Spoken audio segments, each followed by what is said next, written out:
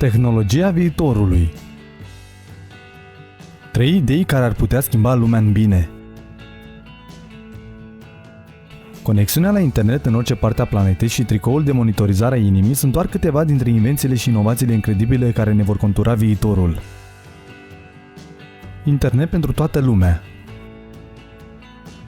S-ar părea că nu putem trăi fără internet, însă doar o jumătate din populația lumii este conectată la rețeaua globală. Pentru unii, internetul rămâne un tărâm inaccesibil, în principal din cauze de natură economică.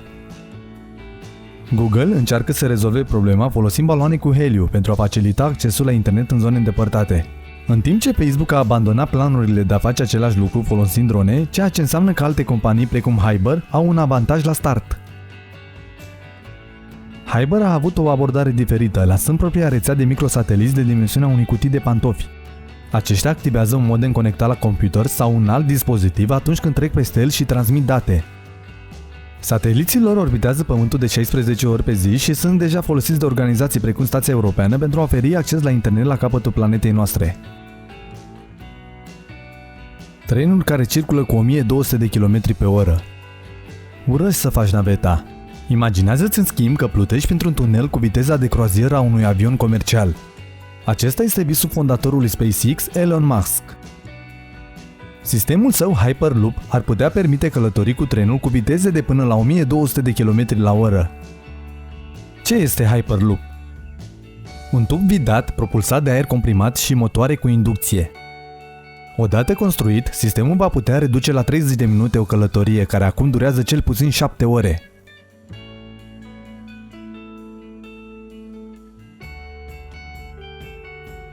Tricoul de monitorizare a inimii.